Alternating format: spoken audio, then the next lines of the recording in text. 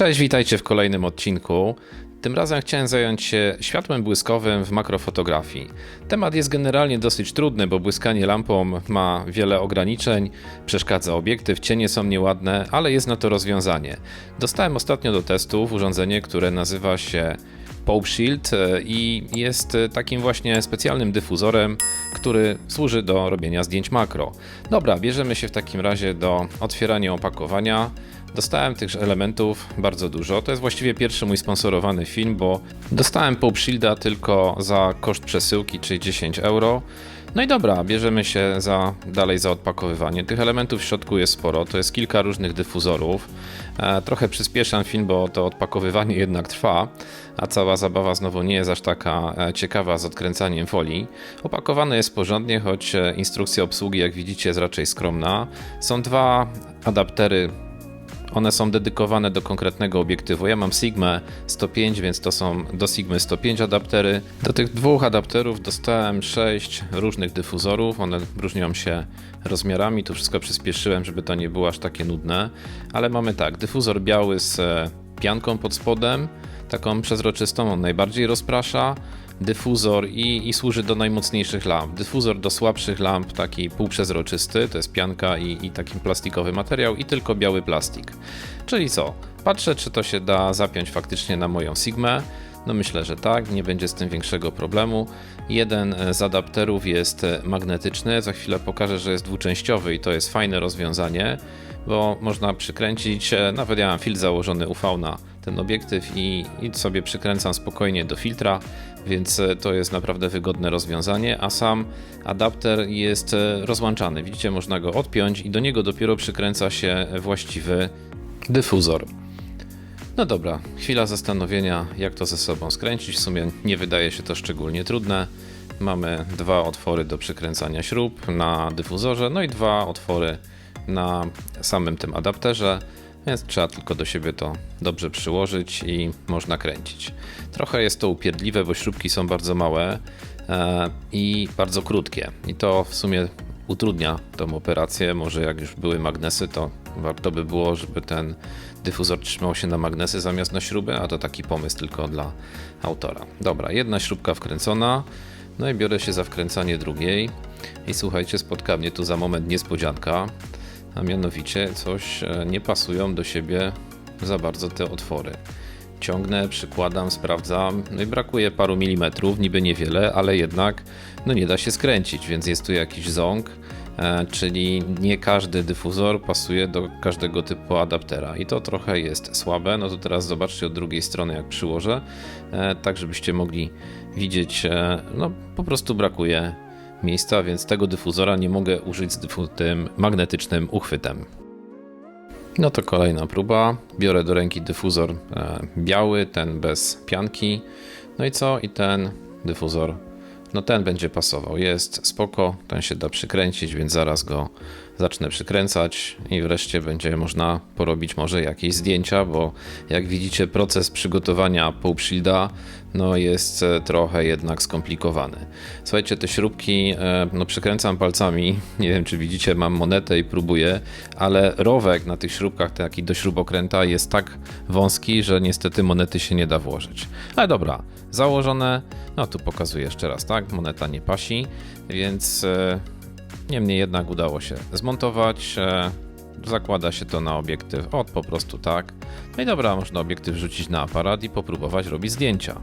Ale jednak zanim wezmę się za zdjęcia, no to trzeba spróbować też drugiego tego adaptera. On już nie jest magnetyczny, tylko po prostu przykręcany i wydaje mi się, że w takim razie cała reszta tych wszystkich dyfuzorów powinna do niego pasować. I tak faktycznie jest, pozostałe dwa dyfuzory faktycznie pasują do tego przykręcanego adaptera, a już nie będę tego pokazywał, bo szkoda czasu. No to teraz spójrzmy sobie, jak to się prezentuje na aparacie. Całkiem spoko, trzyma się dobrze, także myślę, że można nawet wyjść na zewnątrz z takim dyfuzorem bez większego problemu. Oczywiście nie jak jakoś mocno wieje wiatr. No i cała lampa w niego świeci, to świeci na obiekt i powinno być super. Samo tam podłączanie magnetyczne wygląda tak jak zostało zdjęte, żeby sobie zdjąć i założyć ten magnes. To jest naprawdę wygodny i fajny pomysł i myślę, że z takiego dyfuzora właśnie będę korzystał najczęściej, bo można go sobie gdzieś osobno zapakować, jak się idzie i już jest skręcony, bo o skręcaniu gdzieś na miejscu trzeba zapomnieć, bo jak widzieliście, ta procedura jest naprawdę upierdliwa. No i dobra, naszykowałem sobie tutaj taki szybki setupik, mam te dwa dyfuzory. Jeden z pianką, drugi bez pianki. Chcę zobaczyć, czy będzie w ogóle jakakolwiek różnica w zdjęciach, które zrobię tymi dwoma różnymi dyfuzorami, a potem założę też coś, co jest nazywane dach, czyli roof po angielsku, co ma zwiększyć ilość światła docierającego do dyfuzora. Dobra, mamy przygotowany setupik, złapałem sobie tu jakieś 3 kolorowe kredki, lampa, no i zaraz będziemy cykać zdjęcia. Lampa najpierw na 1/16 mocy, niech świeci szeroko, zobaczymy jak to będzie i tradycyjne, standardowe, wyjściowe ustawienia f10, żeby mieć fajną głębię ostrości, czas 1/200 to synchronizacja z lampą, no i pstrykam zdjęcia i zobaczymy co to nam z tego po prostu wyjdzie. No i wyszło, spoko. Światło jest ok, zdjęciom się przyjrzymy później. Tego światła jest nie za wiele, jak widzicie histogram pokazuje trochę coś innego niż obraz na monitorku. Wygląda, że jest delikatnie niedoświetlone, więc tutaj muszę odrobinę zwiększyć ilość światła na lampie i myślę, że teraz uzyskam przy tym dyfuzorze właściwe naświetlenie. Także strzelamy kolejne zdjęcie i patrząc na histogram, dokładnie wyszło tak jak powinno. Zaraz wam to jeszcze raz pokażę. Widzicie, patrzymy na histogram ten kolorowy, bo wtedy widać po prostu, czy jest wszystko ok. Dobra, a teraz próba z roof topem, czy daszkiem, czy jak to nazwać. Montaż nie jest specjalnie trudny. Mamy dwie gumki i tam był taki haczyk, który zaczepiamy sobie za sam dyfuzor. Jedna gumka pod obiektywem, druga pod okularem wizjera. Wszystko się fajnie trzyma, prezentuje zupełnie nieźle, ale zajmijmy się już fotografią. Tak jeszcze wygląda obraz widziany przez obiektyw aparatu. Teraz seria zdjęć, żebyśmy mogli porównać faktyczne właściwości Pop Shielda.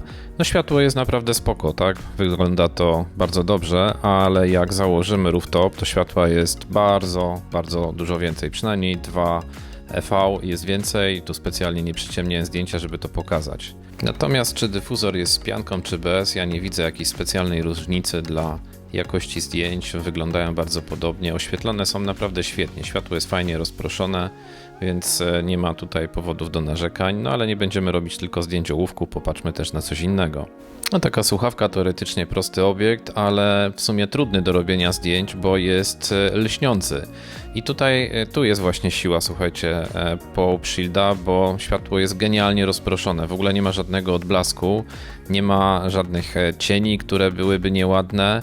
A żebyście mieli porównanie, to zaraz pokażę identyczne zdjęcie, słuchajcie, które zrobiłem po prostu z lampą błyskową założoną na aparat.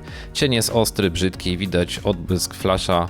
No, jeżeli robimy jakieś zdjęcia produktowe, to faktycznie tych małych produktów czy biżuterii, to Pop Shield jest tutaj moim zdaniem genialny. Rozproszenie światła naprawdę jest ekstra.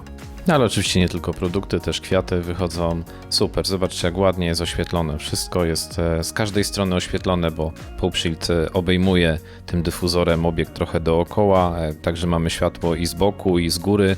No nie ma takiego dobrego doświetlenia tylko z dołu, ale naprawdę ilość światła jest super i w efekcie obraz mamy no bardzo dobry, żadnych odbić, żadnych ostrych cieni.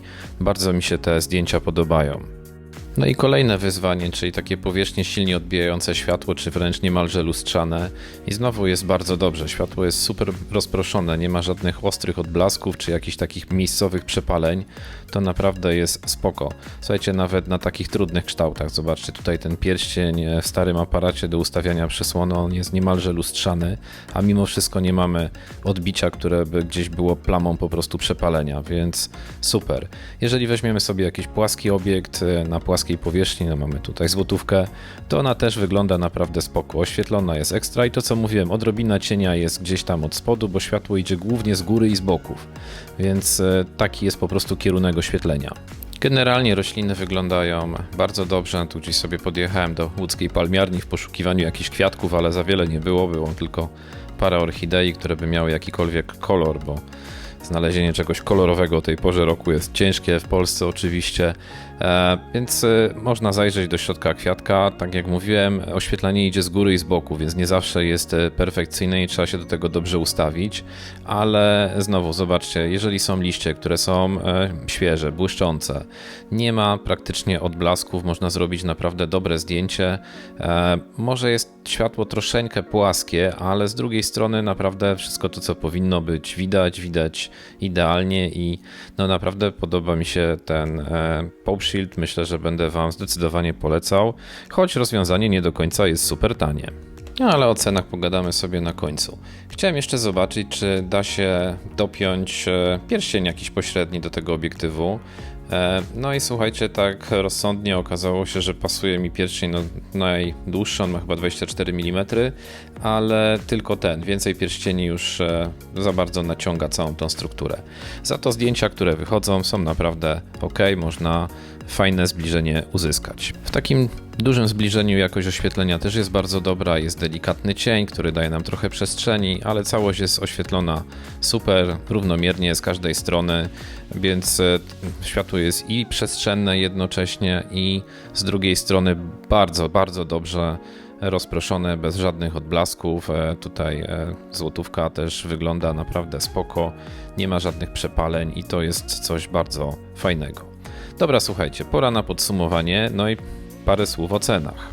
No więc tak, jeśli chodzi o ceny, to najtańszy taki zestaw składający się z 3 dyfuzorów i przykręcanego adaptera to jest koszt 30 euro z darmową przesyłką, czyli nie jest to super drogie.